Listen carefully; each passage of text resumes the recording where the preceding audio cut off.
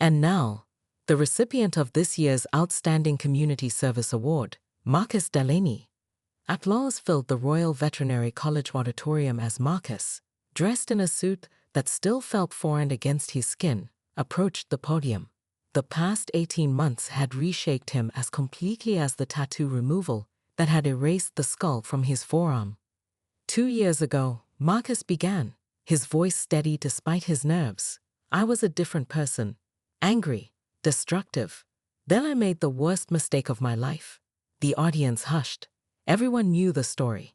It had been a social media sensation when Jason Statham's Compassion Not Cruelty campaign launched with Marcus as its unlikely poster child. Under the terms of Statham's proposal, Marcus had faced a choice: criminal charges and public ruin, or transformative service. He'd chosen the latter, beginning with hands-on work at London's most underfunded animal shelters, cleaning kennels and walking dogs deemed too aggressive for volunteers. Those first months had been humbling.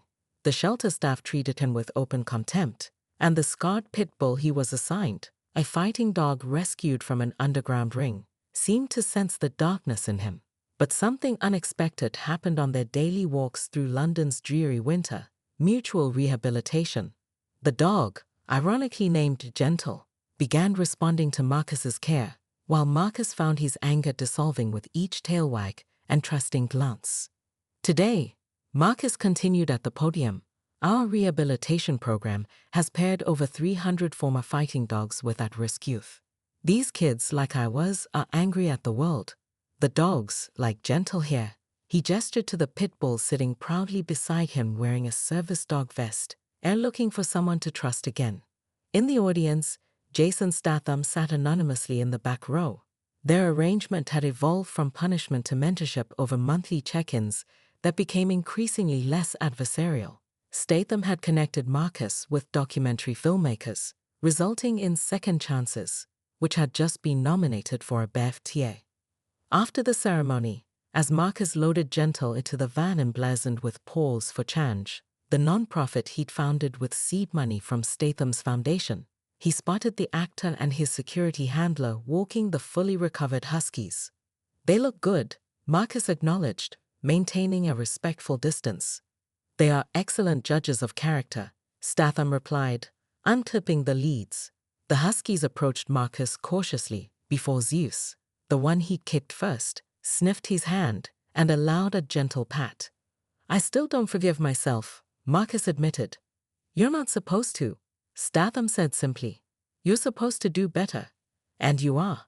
As Marcus drove away, he glanced in the rearview mirror at his former nemesis, now unlikely ally, and realized that sometimes the worst moment of your life can become the pivot towards something meaningful.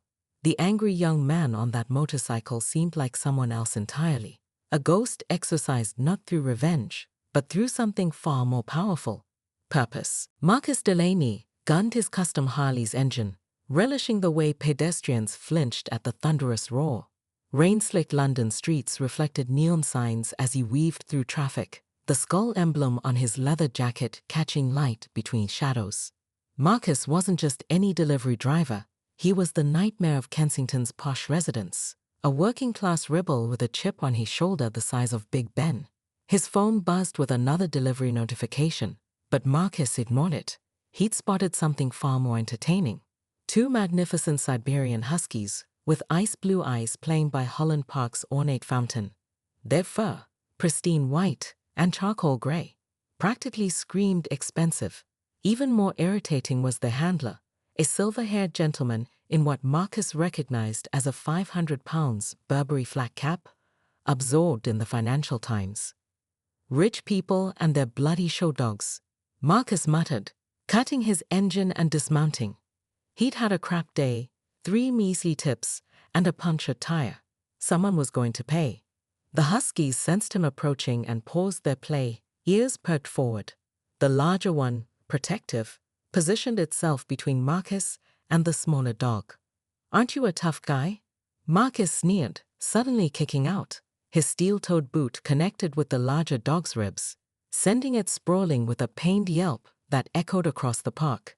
The second husky lunged forward, teeth bared, only to receive a brutal kick that left it whimpering. The handler jumped up, newspaper falling forgotten. "What the bloody hell do you think you're doing?" the man demanded, his accent distinctly East London, despite his upscale appearance. Marcus spat on the ground, near the man's polished shoes. "Teaching these mutts some manners. Maybe you should keep them on a leash before someone really hurts them." As the elderly man reached for his phone, Marcus noticed something odd.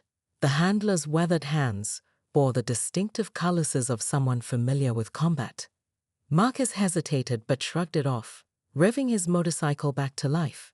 "Whoever you're calling won't find me," Marcus taunted, unaware of the 3 different CCTV cameras capturing his face, his license plate, and every second of the assault. As Marcus roared away, the handler didn't dial emergency services. Instead, he pressed a single button on his phone. "Mr. Statham," he said quietly, "we have a situation with Apollo and Zeus." Rain began to fall as the handler, whose name was Finch, gently examined the injured animals. 26 years of military service and another 15 as private security had hardened him to violence, but cruelty to the innocent still kindled a slow-burning rage in his chest. He stroked Apollo's trembling flank, noting the unnatural depression where Marcus's boot had connected with ribs. "It's all right, boys," he murmured, his calloused fingers finding comfort in their thick fur. "The boss will handle this." Across town, in a private gym hidden beneath a nondescript Mayfair townhouse, Jason Statham was finishing his daily training regimen. Sweat gleamed on his shaved head as he completed a set of muscle-ups, veins standing out on his forearms. His phone vibrated against the bench just as he dropped to the floor. Finch's message included the video and a simple text: "Suspect heading east on Kensington High Street. Plates and facial capture attached." Statham's expression didn't change as he watched Marcus kick his beloved dogs.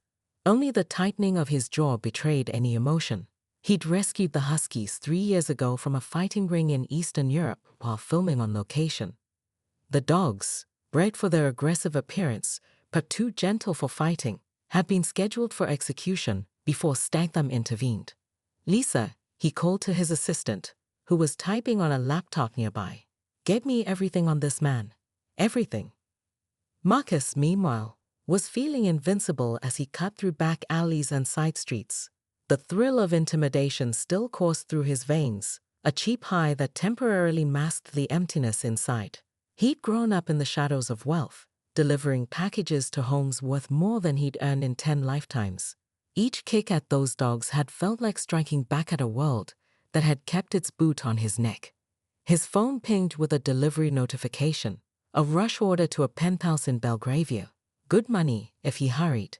As he accelerated onto Sloane Street, Marcus failed to notice the black Range Rover that pulled out 3 cars behind him, or the motorcycle that paralleled his route 1 street over. "I've seen this guy on Westbourne Grove. He delivers to my office building in Notting Hill. At Marcus Delaney 97, your Instagram is still public genius." A notification lit up his phone, a new follower.